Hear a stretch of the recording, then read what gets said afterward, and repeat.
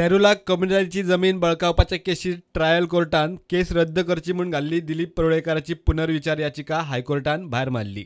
22 जूनाक दिल्ल्या हायकोर्टाच्या निकाला प्रमाण आता परोळेकार धरून तेन्नाचो सेरुला कम्युनिटीचो एटर्नी पीटर मार्टिन्स आणि बार्देस कम्युनिटीची आदली प्रशासक इरेन सिकेराचेर केस चलतली।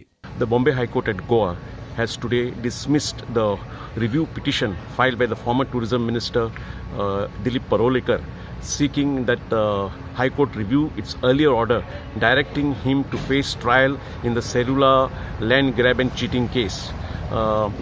The trial of Dilip Parolekar has already started before the MAPSA magistrate, and through this review petition he was seeking that the court review its earlier decision, which the court today has dismissed his review petition.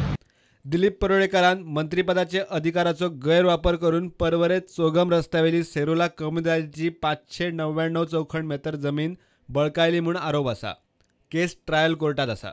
Prime Comunidad land at on the Chogam Road at Pororim for a paltry amount of 3,41,000, when in fact the price of that land was worth over 1 crore. The whole procedure was not in accordance with law, was totally illegal, and it was a fraud committed by Dilip Parolekar on the Comunidad of Serula. So now the trial will continue, and the next date of the trial before the MAPSA magistrate is on January the 19th. म्हणजे जमिनीच्या केशीत भूत सोपेपणी सुटपाचे ना, परोळेकाराचेर केस चलतलीच। प्रुडंटा खातीर senior reporter Mukesh Kumar.